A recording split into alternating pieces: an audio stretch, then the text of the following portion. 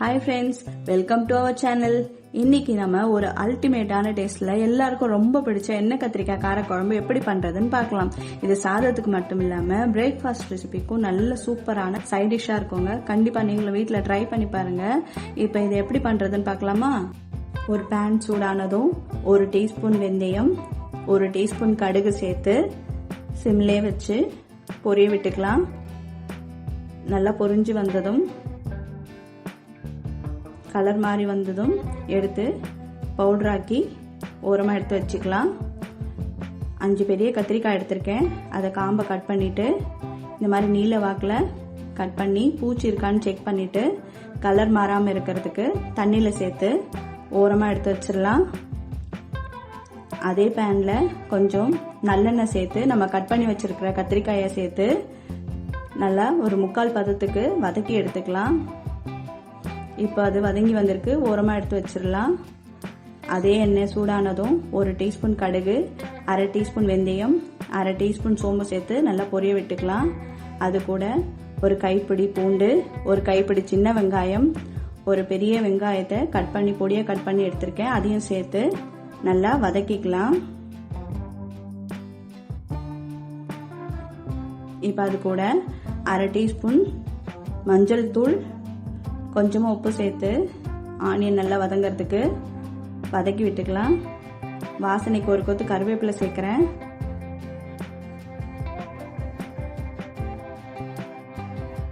பெரிய தக்காளி 2 எடுத்திருக்கேன். அதையும் பொடியாக கட் பண்ணி சேர்த்து வதக்கிக்கலாம்.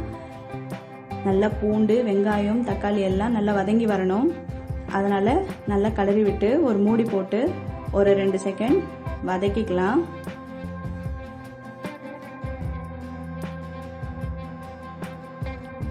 நல்லா வதங்கி வந்திருக்கு.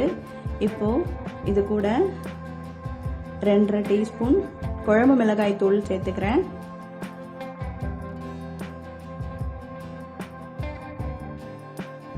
நல்லா காரம் எல்லா சைடும் போகிற அளவுக்கு கலந்து விட்டுக்கலாம். 50 கிராம் புளி எடுத்து ஊற வச்சு வச்சிருக்கேன். அதையும் திப்பி இல்லாமல் வடிகட்டி இதோட சேர்த்துக்கலாம்.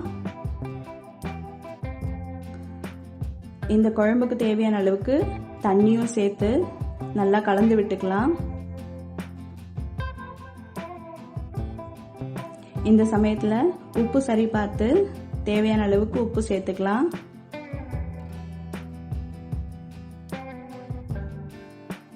நல்லா குழம்பு கொதிச்சு வரணும். அதனால ஒரு மூடி போட்டு கொதி வர அளவுக்கு வெயிட் பண்ணுவோம். நல்லா குழம்பு கொதிச்சு வந்திருக்கு. இப்போ இந்த டைமில் டேஸ்ட்டுக்கு நான் ஒரு 1/2 டீஸ்பூன் நாட்டு சர்க்கரை சேர்த்துக்கிறேன்.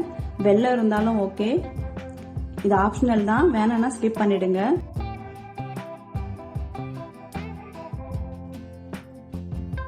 நல்லா கொதிச்சு வரணும்.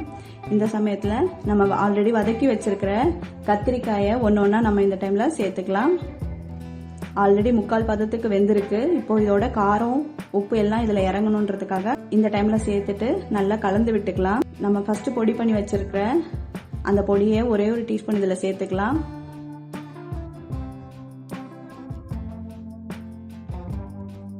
இப்போ நல்லா குழம்பு கொதிச்சு வந்திருக்கு.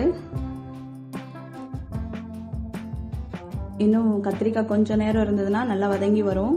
சூப்பராக இருக்கும் டேஸ்ட்ல.